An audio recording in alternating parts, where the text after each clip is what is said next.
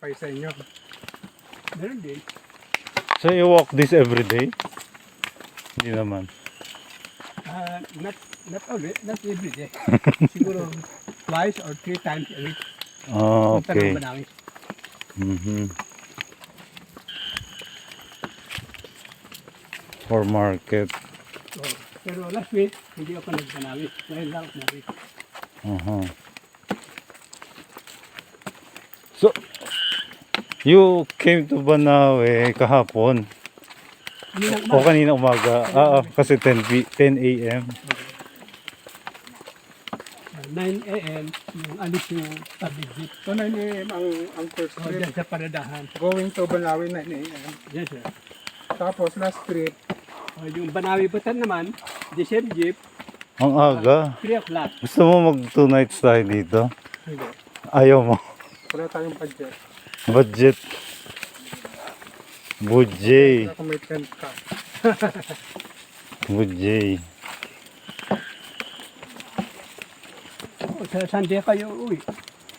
Kaya lang, dapat maaga tayo But there's Bukas. no budget anymore. maaga tayo bukas para malibot natin. O, para yung 2 days at least nalibot niya yung maraming tourist destination sa Bataan. Viewpoint, mga viewpoint, waterfall, sa village. Well, we don't plan to see all. Kaagad-agad. Yung pan lang yung sasabi mo mga puntahan ba yan? May mga nagbabayo, nakakuhaan. Meron din dito, kuya, yung mga pag pinapakita yung culture, Oh, yung tinawon rice pounding, ha? tinawon rice. Oh, Yeah. yung rice pounding, magbabayo. Meron. Magbabayo tayo. Okay. Tapos yung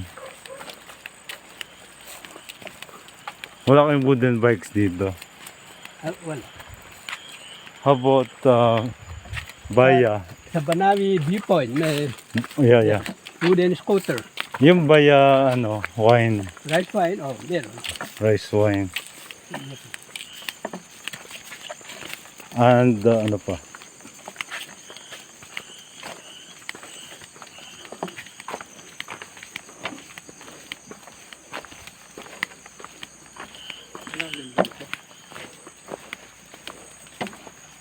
So, ilan ang population ng Batag? Population, Yeah, 1,200 something. 1,200 plus.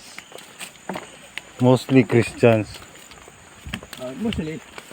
Yeah.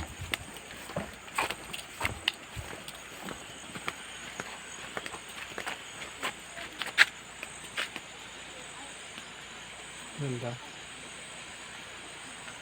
Parang dam? Ba't tuyo yung mga walang nagtanim? Kuya. The rice fields are dry? No one planted rice. Newly harvested.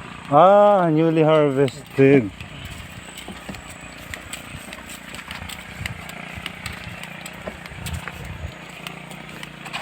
Ay,